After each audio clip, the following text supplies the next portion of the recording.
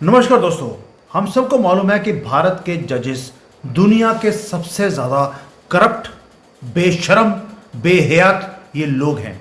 कैसी कैसी जजमेंट्स देते हैं, लेकिन अब इन्होंने सारी हदें पार कर दी। आज ऐसी ऐसी रेवलेशन इनके सामने आ रही हैं कि भाई करोड़ों रुपए इनके घर में मिलते हैं और सज़ा क्या मिलती है? इन्हें शिफ्ट कर दिया जाता है किसी और कोर्ट में। कोई कुछ भी सुनवाई नहीं है। ऐसा लगता है कि सुप्रीम कोर्ट ने जो जजमेंट दिया है, या कह लीजिए एक छोटा सा फैसला दिया है, ऐसा लगता है कि जज साहब के कुछ पैसे ऊपर तक पहुंच गए हैं, या जिस केसेस में इस जज ने पैसे लेकर जजमेंट दिया था उसके बारे में बात करूंगा, उसका कुछ हिस्सा ऊपर भी पहुंचा था, वरना ऐसी जजमेंट्स आ ही नहीं सकती। सुप्रीम कोर्ट खुलेआम जुडिशियल करप्शन कर रहा है भारत में, और अपने दल्लों को, जो नीचे वाले हैं, उनको प्रोटेक्ट भी कर रहा है। जस्टिस वैसे तो नॉन जस्टिस होना चाहिए। इस बंदे का नाम है यशवंत वर्मा। ये कैश स्कैंडल में पकड़ा गया और अपने आप को सोचते हैं ये लॉ से ऊपर है, इनके ऊपर आप इनको कुछ बोल नहीं सकते। बेशक इन दल्लों ने पैसे लेकर देश की इज्जत को भी बेच दिया हो।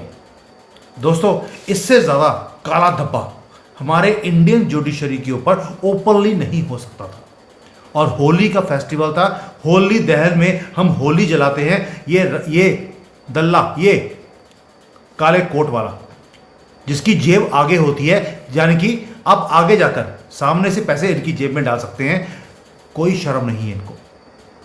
इस बंदे का होली दहन में दहन हो गया। फायर इसके घर में हुई और घर के अंदर जो फायर ब्रिगेड के लोग थे, दे वर बैफल्ड।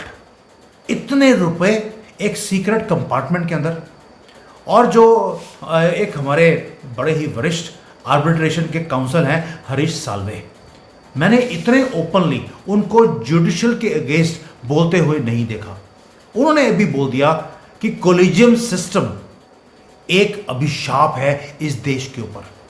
मल्टीपल लेवल्स पर इसमें धांधली होती है और ये एक मेजर इशू बन चुका है। ये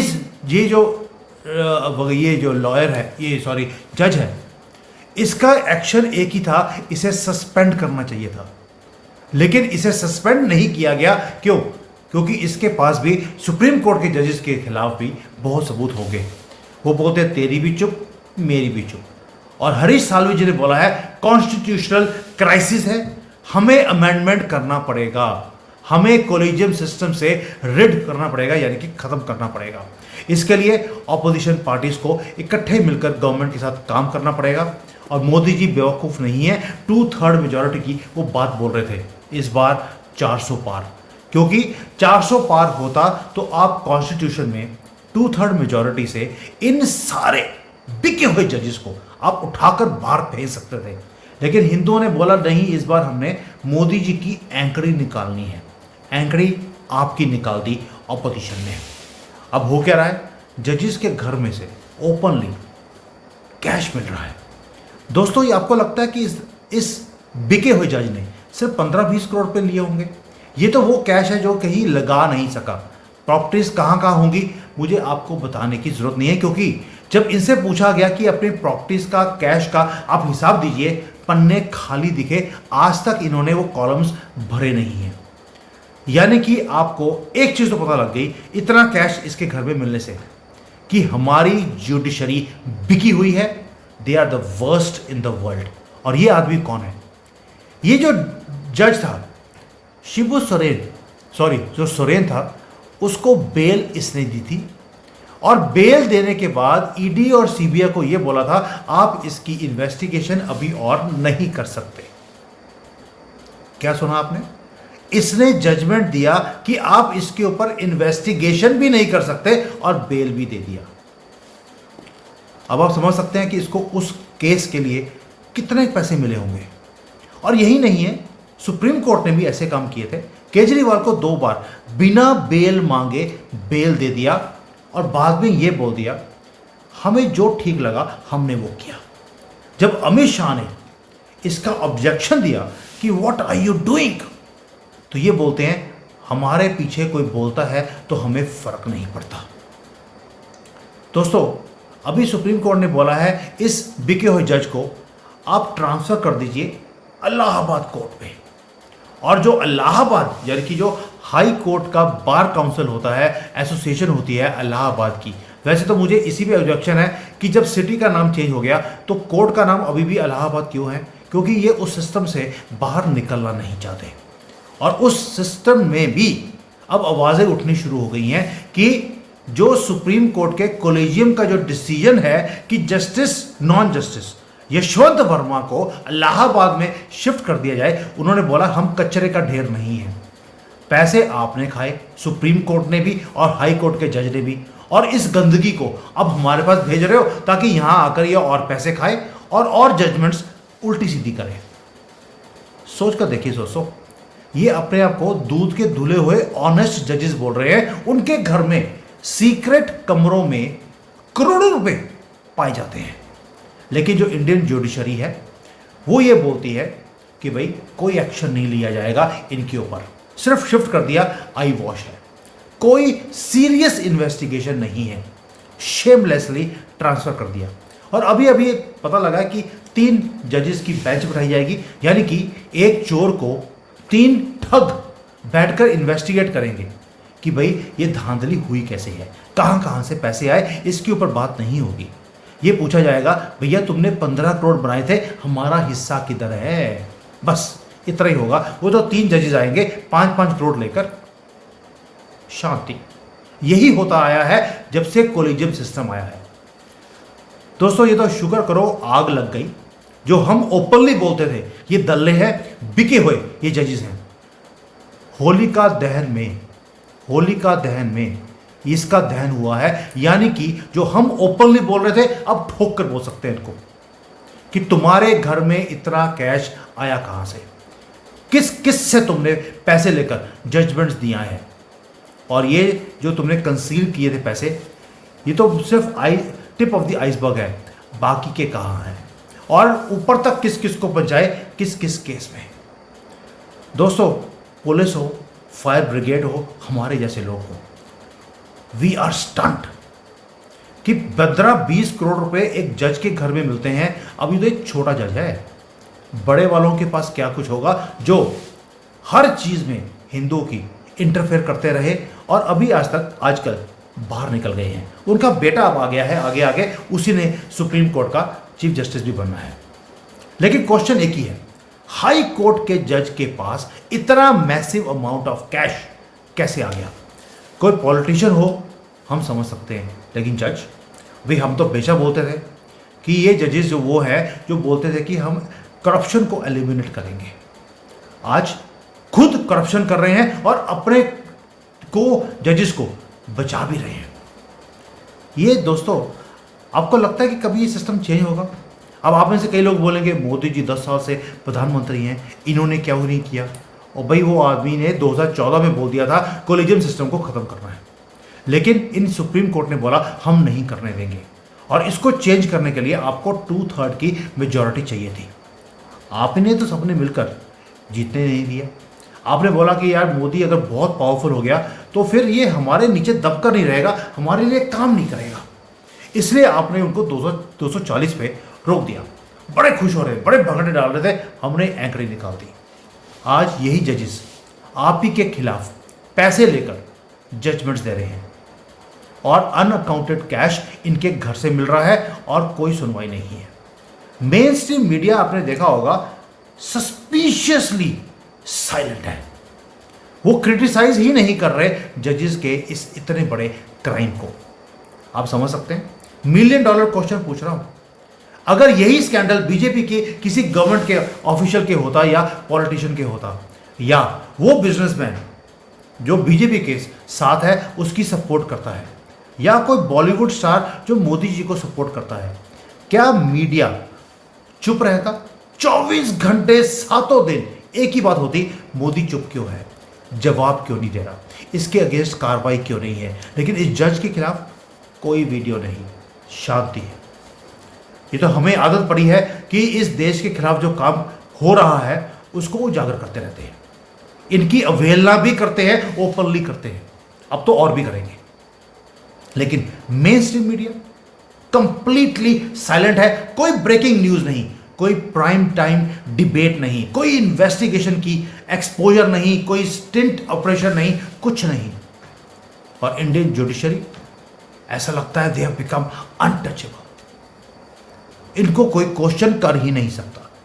और इनको ऐसी एक इम्यूनिटी मिली हुई है, करप्शन कीजिए और इग्नोर कर दिया जाएगा, बस ऊपर वालों को पैसे भेजते रहिए। ऊपर वाले के मतलब है सुप्रीम कोर्ट में। और भाई न्याय बिंदु था नाम, जो लोअर कोर्ट में जो जज थी, न्याय के ऊपर ही बिंदु लगा दिया था उसने।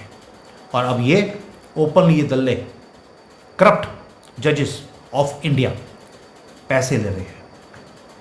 दोस्तों, ये पहली बार नहीं है कि ये जुडिशियल जो करप्शन है ये सामने आई हो, पहले भी बहुत बार हुआ है, लेकिन कभी भी कुछ भी इनके खिलाफ नहीं हुआ।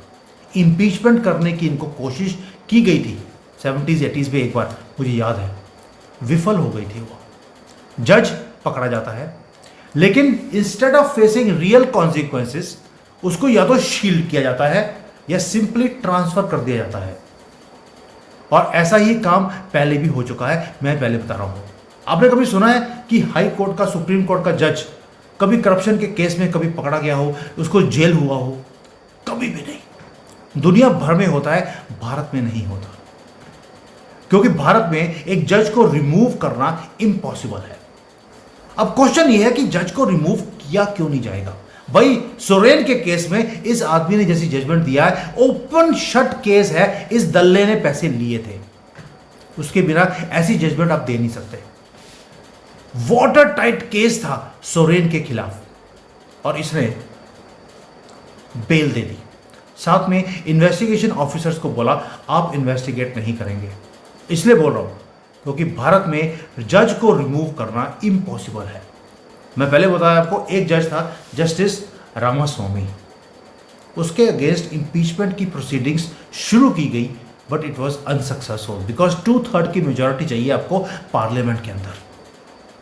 और जो पॉलिटिकल पार्टीज हैं वो जजेस को प्रोटेक्ट करती हैं, ऑपोजिशन वाले हैं स्पेशली, क्योंकि उनके अगेंस्ट जो केसेस होते हैं वो भाई उनको मालूम है हमने 1000 करोड़ की धांधली करी, जैसे 70-80 हज़ार करोड़ की धांधली करी सिर्फ केजरीवाल ने। भाई अगर 2000 करोड़ किसी जजेस को देने भी पड़ गए फर्क नहीं पड़ता। और जजेस, ये ऑपोजिशन को लगता है इतने पैसे बनाए हैं, अगर हमारे खिलाफ मोदी जी ने कोई फाइल खोल दी, इस बिके हुए जजेस को पैसे देंगे, बाहर निकल जाएंगे, हमें सिस्टम को चेंज करने की जरूरत क्या है?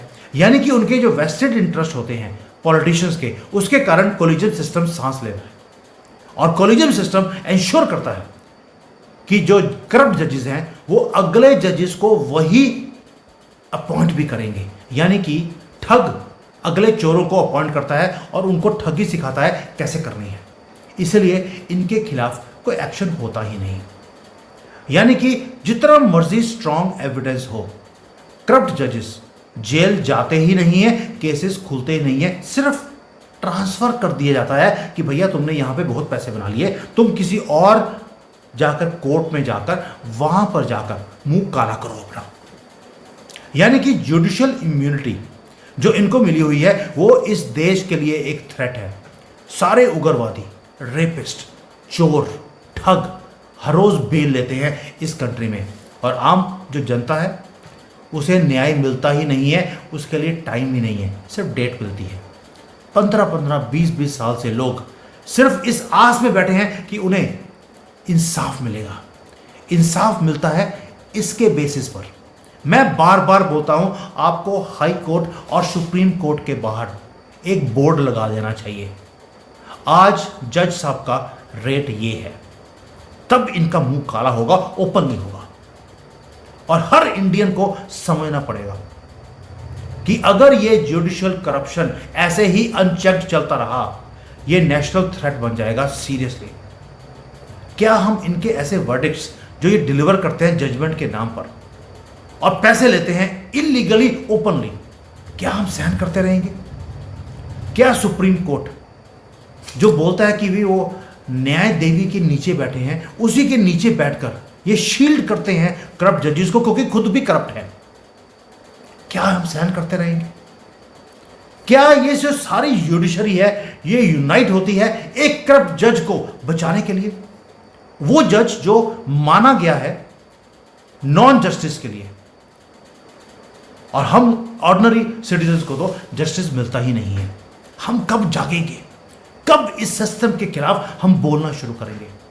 आपको याद होगा कि मैंने एक मुहिम चलाई थी, मैंने सबका आपका ओपिनियन लिया था कि क्या कोलिजियम सिस्टम खत्म होना चाहिए। 99% से ज़्यादा लोगों ने हाँ बोला था, ऑलमोस्ट 100% है। हजारों लाखों लोगों ने वो पेटिशन साइन किया था, हमने गवर्नमेंट की तरफ भेजा भी। ये 2024 के इलेक्शन से पहले की बात है, लेकिन 24 के रिजल्ट आने के बाद मोदी जी को हमने रोते हुए देखा कि अब जो चीज़ें वो सपना में लेके बैठा था कि मुझे ये जो गला सड़ा सिस्टम है इसको उखाड़ के फेंकना है, now he will not be able to do, और उसका नतीजा आपके सामने है। इन जजेस को पता लग गया ये शील्डेड है, जितनी करप्शन करी है ये कभी रुकेंगे नहीं। इन्होंने और ओपनली अब तो पैसे खाने शुरू कर दिए। सोरेन, केजरीवाल, ये वो केसेस है जहां पर आपके सामने ओपनली दिखता है इन दल्लों ने पैसे खाए हैं, ओपनली खाए हैं, बेशर्मी से खाए हैं। क्या हमें ऐसी जुडिशरी चाहिए जहां पर करप्ट जजेस पकड़े जाए और उन्हें सिर्फ नई पोस्टिंग दे दी जाए कि भैया वहां जाके पैसे खाओ? हमें फोर्स क्यों किया जाता है ऐसे जजेस को एक्सेप्ट करने के लिए? और ये लॉ से भी आगे हो गए। क्या ये टाइम नहीं है एक इंडिपेंडेंट इन्वेस्टिगेशन की जाए इन लोगों के ऊपर कि आपने ये पैसे बनाए कैसे? और दोस्तों, ये सिर्फ एक जज की करप्शन का केस नहीं है, ये पूरा एंटायर जो पूरा सिस्टम है वो रोटन है। और अगर हम अभी भी साइलेंट रहे, ये करप्ट सिस्टम कभी खत्म नहीं होगा, ये और स्ट्रेंथन होता जाएगा और जजमेंट्स हमारे खिलाफ हर रोज आएंगी। डिसीजन आपके मेरे हाथ में है। मैं अपनी वॉइस हर रोज रेज करता हूं इस इनजस्टिस के खिलाफ, इन बिके हुए जजेस के खिलाफ। और आप कहते हैं कि अवहेलना ना हो जाए, कहीं हमारे ऊपर केस ना बन जाए। आप चुप हैं, आप अलाउ करते हैं करप्शन सिस्टम को, तभी ये अनचैलेंज्ड काम भी कर रहे हैं हमारे खिलाफ, हमारी जिंदगियों के खिलाफ और हमारे फ्यूचर के खिलाफ। दिवाली पर पटाखे मत जलाइए, होली पर पानी मत फेंकिए, लेकिन क्रिसमस के ऊपर कैंडल मत जलाइए। बकरीद पर जो इनको बड़ी अच्छी स्मेल मिलती है खून की सड़कों पर, उस पर नहीं बोलते। आप समझ सकते हैं इनका एजेंडा क्या है। आप चुप हैं। कल को आपको पूजा करने की भी इजाज़त नहीं मिलेगी इस देश में। नमाज पढ़ी जाएगी आपकी और आपको पढ़नी पड़ेगी। यही ये जजेस चाहते हैं, क्योंकि पैसे मिलते हैं वहाँ से। ये तो मैं टिप ऑफ द आइसबर्ग आपको सिर्फ ट्रेलर समझा रहा हूँ, बाकी आप समझदार हैं। Thank you. जय हिंद एंड जय सिया राम।